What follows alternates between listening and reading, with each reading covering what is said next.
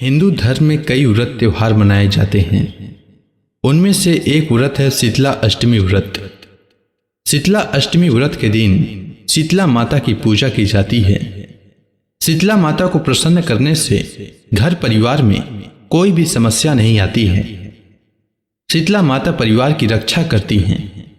इसीलिए हर मनुष्य को शीतला माता की पूजा करनी चाहिए। साथ ही शीतला माता की कहानी भी सुननी चाहिए।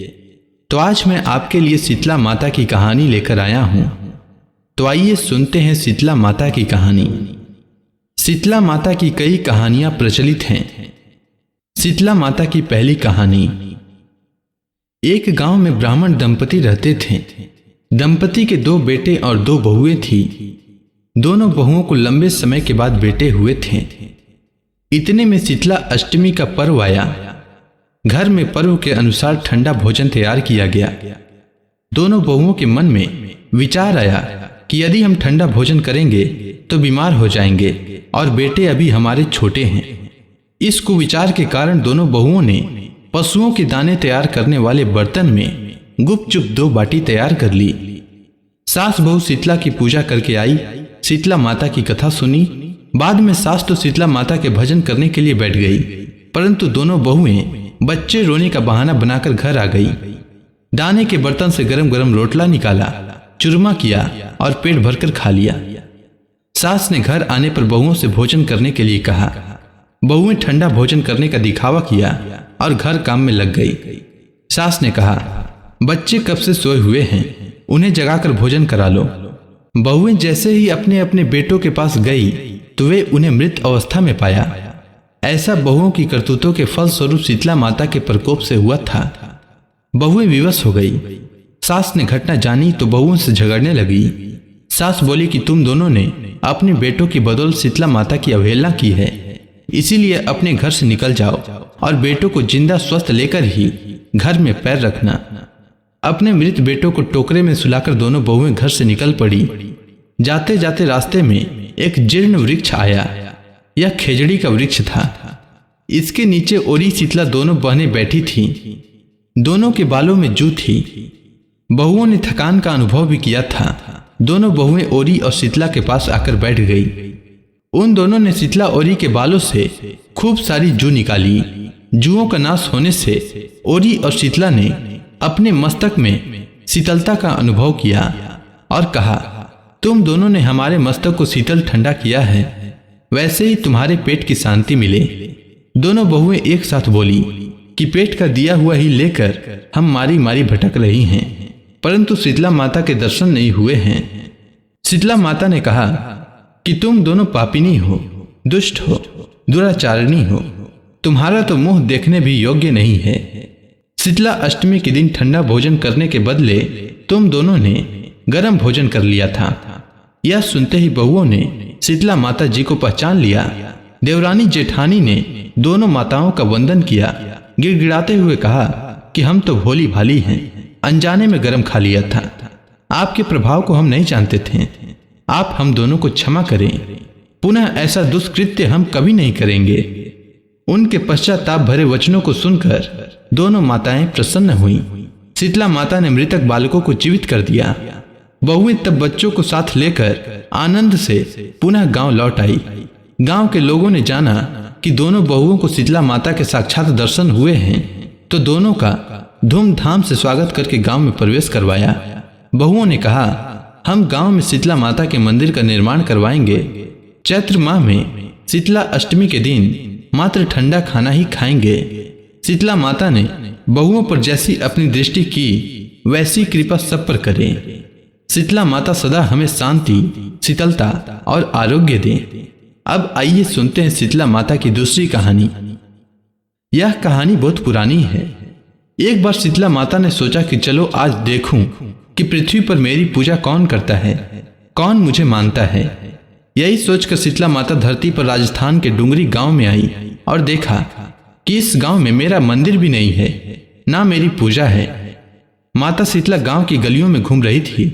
तभी एक मकान के ऊपर से किसी ने चावल का उबला पानी नीचे फेंका। वह उबलता पानी शीतला माता के ऊपर गिरा, जिससे शीतला माता के शरीर में छाले पड़ गए। शीतला माता के पूरे शरीर में जलन होने लगी। शीतला माता गांव में इधर उधर भाग भाग के चिल्लाने लगी, अरे मैं जल गई, मेरा शरीर तप रहा है, जल रहा है, कोई मेरी मदद करो। लेकिन उस गांव में किसी ने शीतला माता की मदद नहीं की। वहीं अपने घर के बाहर एक कुम्हारन महिला बैठी हुई थी। उस कुम्हारन ने देखा कि यह बूढ़ी माई तो बहुत जल गई है, इसके पूरे शरीर में तपन है, इसके पूरे शरीर में छाले पड़े हुए हैं, यह तपन सहन नहीं कर पा रही है। तब उस कुम्हारन ने कहा कि माँ तू यहाँ आकर बैठ जा, मैं तेरे शरीर के ऊपर ठंडा पानी डालती हूँ।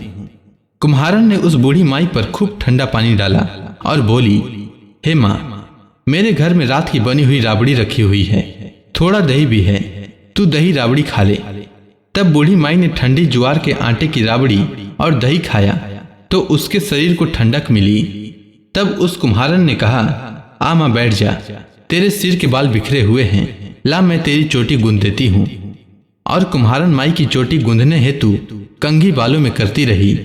अचानक कुम्हारन की नजर उस बूढ़ी माई के सिर के पीछे पड़ी तो कुम्हारन ने देखा कि एक आंख बालों के अंदर छुपी है। यह देखकर वह कुम्हारन डर के मारे घबराकर भागने लगी। तभी उस बूढ़ी माई ने कहा, रुक जा बेटी, तू डर मत, मैं कोई भूत प्रेत नहीं हूँ, मैं शीतला देवी हूँ। मैं तो इस धरती पर देखने आई थी कि मुझे कौन मानता है, कौन मेरी पूजा करता है।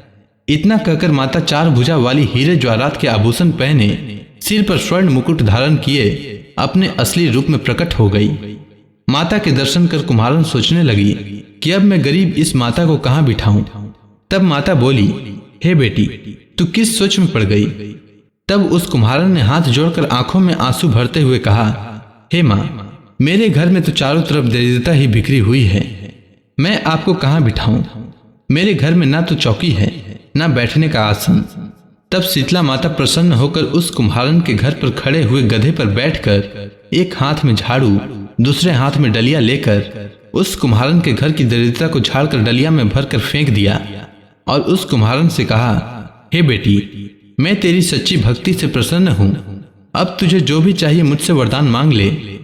तब कुम्हारन ने हाथ जोड़कर कहा कि हे माँ, मेरी इच्छा है कि अब आप इसी गांव में स्थापित होकर यहीं रहो और जिस प्रकार आपने मेरी घर की दरिद्रता को अपनी झाड़ू से साफ कर दूर किया, ऐसे ही आपको जो भी होली के बाद की अष्टमी को भक्ति भाव से पूजा करे, आपको ठंडा जल, दही व बासी ठंडा भोजन चढ़ाए, उसके घर की दरिद्रता को साफ करना और उसकी पूजा करने वाली नारी जाति का अखंड सुहाग रखना, उसकी गोद हमेशा भरी रखना।